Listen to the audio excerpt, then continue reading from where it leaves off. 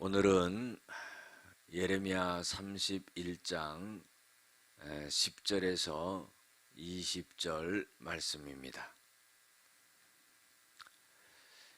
이방인들이여, 너희는 여호와의 말씀을 듣고 먼 섬에 전파하여 이르기를, 이스라엘을 흩으신 자가 그를 모으시고 목자가 그 양떼에게 행함같이 그를 지키시리로다. 여호와께서 야곱을 구원하시되 그들보다 강한 자의 손에서 속량하셨으니 그들이 와서 시온의 높은 곳에서 찬송하며 여호와의 복 곧 곡식과 새 포도주와 기름과 어린 양의 떼와 소의 떼를 얻고 크게 기뻐하리라. 그 심령은 물된 동산 같겠고 다시는 근심이 없으리로다 할지어다. 그때의 처녀는 춤추며 즐거워하겠고 청년과 노인은 함께 즐거워하리니 내가 그들의 슬픔을 돌려서 즐겁게 하며 그들을 위로하여 그들의 근심으로부터 기쁨을 얻게 할 것이라. 내가 기름으로 제사장들의 마음을 흡족하게 하며 내 복으로 내 백성을 만족하게 하리라. 여호와의 말씀이니라. 여호와께서 이와 같이 말씀하시니라. 라마에서 슬퍼하며 통곡하는 소리가 들리니 라헬이 그 자식 때문에 애곡하는 것이라. 그가 자식이 없어져서 위로받기를 거절하는도다. 여호와께서 이와 같이 말씀하시니라. 내 울음소리와 내 눈물을 멈추어라. 내 일에 싹쓸 받을 것인즉 그들이 그의 대적의 땅에서 돌아오리라. 여호와의 말씀이니라. 너희의 장래에 소망이 있을 것이라. 너희 자녀가 자기들의 지경으로 돌아오리라. 여호와의 말씀이니라. 에브라임이 스스로 탄식함을 내가 분명히 들었노니 주께서 나를 징벌하심에 멍에에 익숙하지 못한 송아지 같은 내가 징벌을 받았나이다. 주는 나의 하나님 여호와시니 나를 이끌어 돌이키소서. 그리하면 내가 돌아오겠나이다. 내가 돌이킨 후에 뉘우쳤고 내가 교훈을 받은 후에 내 볼기를 쳤사오니 이는 어렸을 때의 지옥을 짐으로 부끄럽고 욕됨이니이다 하도다. 에브라임은 나의 사랑하는 아들, 기뻐하는 자식이 아니냐. 내가 그를 책망하여 말할 때마다 깊이 생각하노라. 그러므로 그를 위하여 내 창자가 들끓으니 내가 반드시 그를 불쌍히 여기리라. 여호와의 말씀이니라. 아멘. 오늘 우리들에게 주시는 제목은 구원의 기쁨과 소망, 회개와 용서의 은혜라는 제목을 갖고 함께 은혜를 나누고자 합니다. 하나님께서는 이스라엘 백성이 포로로 잡혀갔지만은 그 흩어져 있는 그 백성들을 모으고 지켜주신다. 그렇게 오늘 말씀 속에서 말씀하고 있습니다. 하나님은 이스라엘 백성들에게 구원의 기쁨을 주시는 그런 하나님으로 나타나고 있습니다. 11절에서부터 13절에 보면은 하나님이 야곱을 구원하신다 그랬어요. 여러분들, 우리 야곱은 잘 아시듯이 야곱의 그 아들들을 통해서 이스라엘 나라가 형성되게 되죠. 그래서 하나님께서는 야곱을 구원하신다 하는 그 말은 이스라엘을 구원하신다 하는 그런 말입니다. 그래서 이스라엘 백성들을 강한 자의 손에서 속량하시되 했습니다. 속량한다는 건 뭐냐면 옛날 노예가 자유를 얻기 위해서 그 속전, 돈을 주고 풀려나는 것을 말합니다. 이와 같이 이스라엘 백성들이 바벨론의 포로로 잡혀가 있는데 하나님께서는 하나님이 그 포로에서 값을 지불하고 그리고 이들을 갖다가 구원해낸다 하는 그런 말씀입니다. 그런데 하나님께서는 이 이스라엘 백성들을 구원하시는 것을 복을 주신다 이런 표현을 합니다. 그래서 오늘 말씀에 보면은 여호와의 복, 곡식과 새 포도주와 기름과 어린 양의 떼와 소의 떼를 크게 얻고 크게 기뻐하리라. 또 심령은 물된 동산 같겠고 다시는 근심이 없으리로다 그랬어요. 자, 이게 뭐냐면은 하나님이 구원하실 뿐만 아니라 복을 주시는데 경제적인 복도 주시고 또 어떻게 해요? 심령의 복을 주시는데 마치 물된 동산 같은 그런 근심이 없게 하시는 역사가 일어난다 하는 겁니다.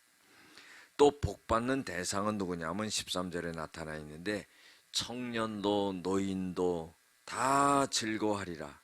그리고 또 제사장들과 또 백성들을 만족하게 하리라 그랬어요. 복을 받는 대상은 누구냐면은 이스라엘 온 백성들과 또 제사장들까지도 하나님께서 그 마음을 흡족하게 해주시는 그런 축복의 역사를 주시겠다는 겁니다.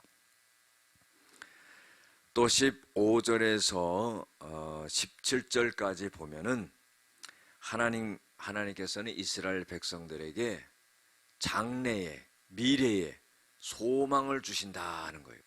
그것은 뭐냐면은 너희들이 포로에서 돌아오게 된다는 거예요.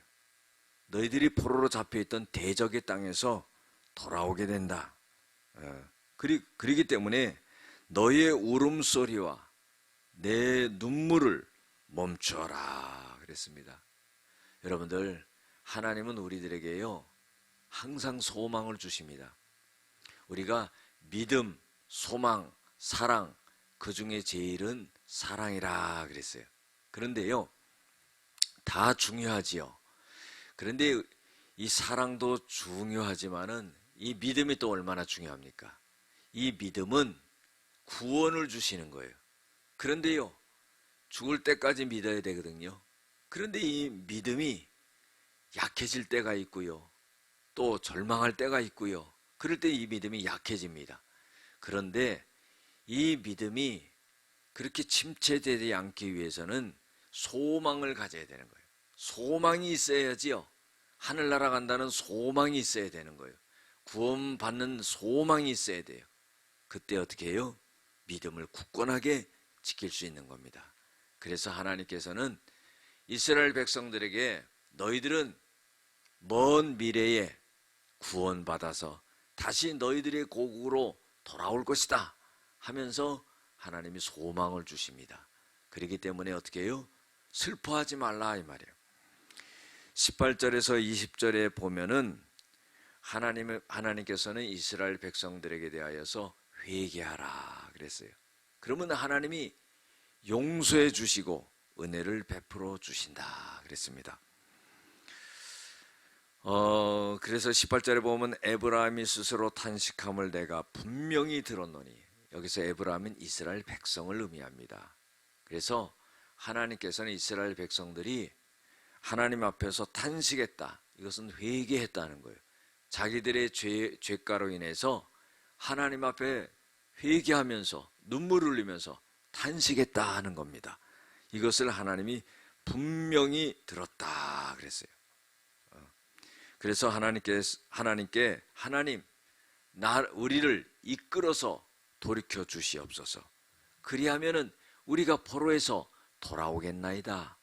이렇게 뉘우쳤고 하나님 앞에 교훈을 얻은 후에는 자기네 스스로 볼기를 치면서 회개하는 역사가 일어났다는 겁니다.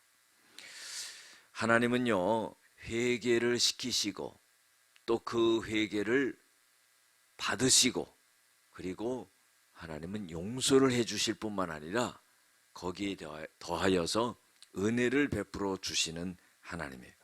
그래서 20절에 보면은요, 이스라엘 백성들을 하나님이 그 죄값에 대하여 책망하셨지요. 벌을 내리셨지요.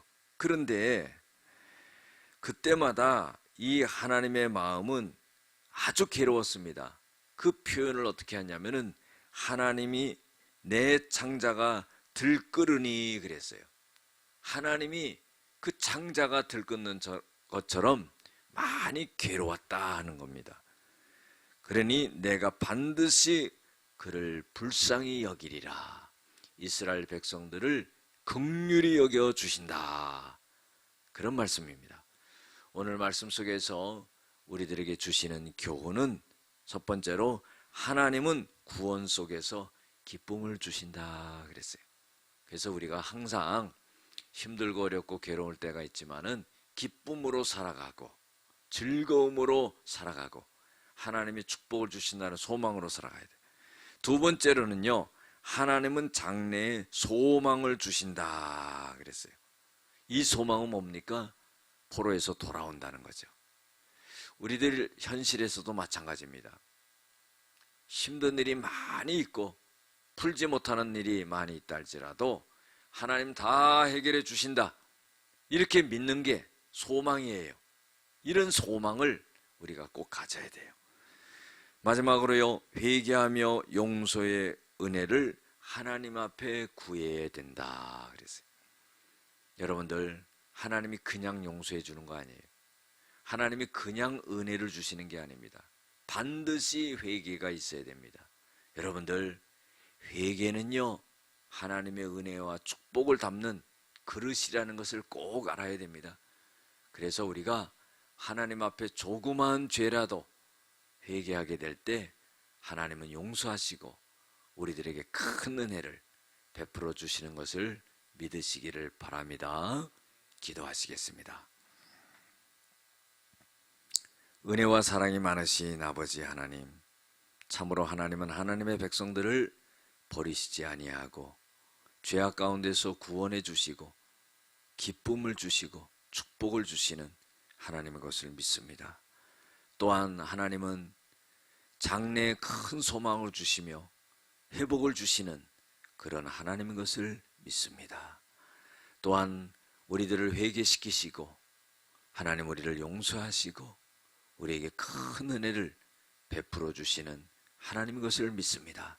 이 좋으신 하나님을 우리가 의지하며 오늘도 하나님 승리하는 삶이 되어지게 하여 주시옵소서. 예수님의 이름으로 기도드렸습니다. 아멘.